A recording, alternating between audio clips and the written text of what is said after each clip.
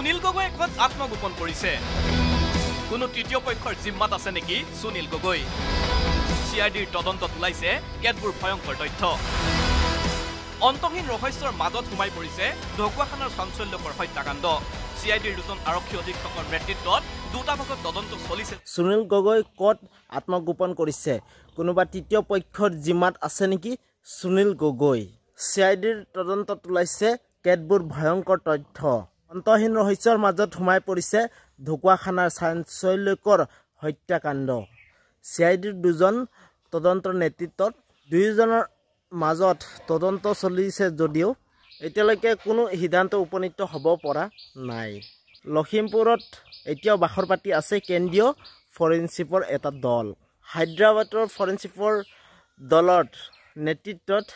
কেশৱ কুমাৰ আৰু কেন্দ্ৰীয় ফৰেনচিকৰ দলৰ দায়িত্বত থকা কেশৱ কুমাৰ আৰু আশা শ্ৰীবাস্তৱৰ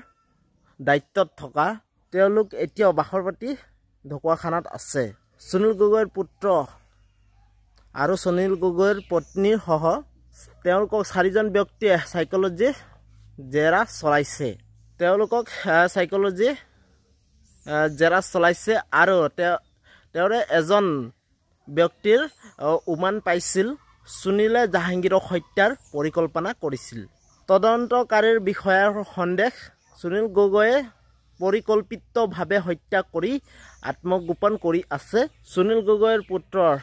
কেতবোৰ মোবাইলৰ তথ্য ভয়ংকৰ নিৰীক্ষণ কৰিছে সিআইডিয়ে হত্যাকাণ্ডৰ দিনা নিশা ধেমাজিৰ ফালেও ধৰা পৰিছিল সুনীল গগৈৰ ইণ্টাৰনেট প্ৰটোকল ভয়ংকৰ কল ৰেকৰ্ড যাৰ বাবে সিআইডিয়ে কিছু পৰিমাণেও নিশ্চিত যে সুনীল গগৈয়ে কোনোবা এটা স্থানত আছে সুনীল গগৈৰ হাতত এতিয়া সিআইডিয়ে বহু পৰিমাণৰ ধন থকাও